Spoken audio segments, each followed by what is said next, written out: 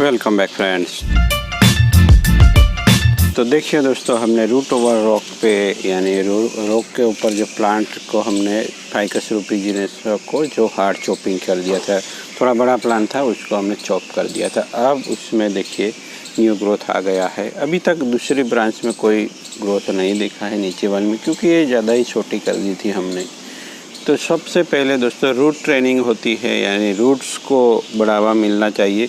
बाद में लोग इस तरह से रॉक पे लगाते हैं, पर मैंने रिवर्स प्रोसेस की थी। पहले कटिंग को मैंने इस रॉक पे अटैच कर दिया था, बाद में उसको एक इस तरह के पॉट में रख दिया था। जनरली लोगों को बड़े पॉट में या ज़मीन में रखना चाहिए, मगर ये मड पॉट में दे दिया था क्योंकि तब ये सेपलिंग था छोटा सा दोस्तों, इसलिए मैंने ये उसके हिसाब से ये पॉट तो बड़ा ही था। फिर ये प्लास्टिक क्यों रब किया है मैंने, ये पॉट की बाउंड्री ऊपर लाने के लिए था, जो पानी देने में सहायता मिली, इसलिए मैंने अब तक उसको इसके रूट ओवर्स के साथ कोई ज़्यादा संबंध नहीं है। उसको यहाँ पानी रुका रहे थोड़ा बहुत थोड़ी देर, इसलिए मैंने इसको बांधा था। और रूट ट्रेनिंग भी अच्छी हुई है। देखिए ये इतना बड़ा रूट भी निकला था, और ये रूट शायद ये हमने काट दिया है वो ही है। तो अगर ये ट्रेनिंग ये रूट मैंने सोचा था कि ये इसके साथ लगाए, पर नहीं, तो इस रूट को भी मैं ज़मीन में गाड़ दूंगा, जिससे इसमें से भी कुछ निकलता है स्प्राउटिंग, तो हम उसको भी ट्रेन करेंगे।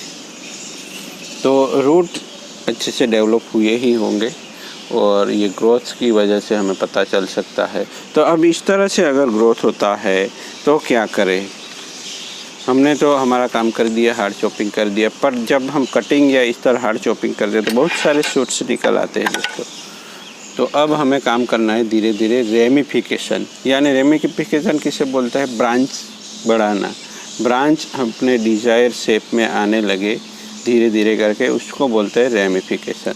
तो रेमिफिकेशन में रुकावट क्या आती है, शुरुआत में इस तरह से देखिए एक ही जगह से 3 ब्रांचें निकल चुकी है। ये देखिए नज़दीक से देखते हैं, एक ही जगह से ये 3 ब्रांचें, तो उसको हमें पिंच कर देना, ये ज़रूरी है ही नहीं। और अब यहाँ सभी ब्रांचें भी नज़दीक नज़दीक है, तो उसमें से केवल मुझे तो लगता है 2 ही ब्रांच बचेगी। तो यहाँ केवल वी शेप संभव लग सकता है, या छोटा प्लांट है तो कोई नीचे रखेंगे, बट ये मिडल वाली ब्रांच को निकाल देते हैं। तो ये याद रखें दोस्तों, अनवांटेड ब्रांचें कैसे हम करते हैं। तो ब्रांचों के बीच में 1.5 इंच आधे इंच से ज़्यादा अंतर तो होना ही चाहिए। इसी हिसाब से ये कोई भी ब्रांच हमें नहीं रखनी है। तो जो सबसे ज़्यादा डिस्टेंस वाली 2 ब्रांचें हैं वो ही रखेंगे। तो ये देख के खुश नहीं होना है कि हमारे चॉपिंग के बाद देखिए कितना बढ़िया ब्रांचिंग हुई है। तो ये भी देखना है कि कितनी दूर दूर ब्रांचिंग हुई है, ये इम्पोर्टेंट है। नज़दीक नज़दीक तो बहुत सारी यहाँ से भी निकल आएंगी, वो सब बेकार है। तो इस तरह 2 ब्रांच हमने रखी है। अब ये थोड़ी नीचे है, पर यहाँ से नज़दीक है तो वो भी नहीं चलेगी हमें। ये ब्रांच चली ऑल्टरनेट है, यहाँ ये है, यहाँ है, यहाँ है, पर ये कर्व के नीचे वो भी नहीं जमेगी। और ये थोड़ी बाहर है, तो उसको रखते हैं दोस्तों, उसको रख के देखते हैं कि आगे क्या होता है। अगर मुश्किल आती है तो हमें उसको भी निकाल देना है। तो अब थोड़े दिन ये थोड़ा अभी तो ग्रोथ कम ही होने वाला है, क्योंकि यहाँ विंटर आ गया है, तो ये ग्रोथ थोड़ा धीमा ही रहेगा। तो स्प्रिंग आते आते अगर ग्रोथ अच्छा रहा तो हम पिंच भी कर सकते हैं।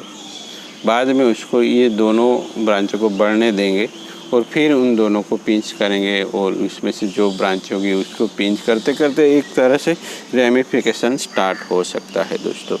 तो सेफ डिस्टेंस पहले ही रखें तो ही अच्छा है।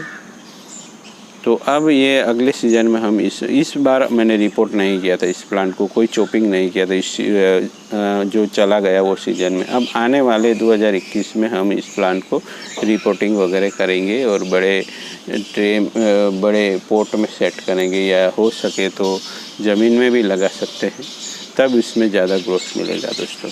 तो इस तरह से थोड़ी थोड़ी बहुत काम की चीज़ें होती हैं, वो सब ध्यान में रखनी होती है। तो इसको अब बड़ा पॉट चाहिए। पहले ये छोटा था इसलिए उसी के हिसाब से मैंने पॉट दिया। अब नेक्स्ट टाइम उसको बड़ा प्लास्टिक पॉट दे देंगे या उसको हो सके तो ज़मीन में गाड़ेंगे जिससे ये जल्दी से मोटा होने लगे। चलिए दोस्तों, मिलते हैं एक नए टॉपिक के साथ। Thank you for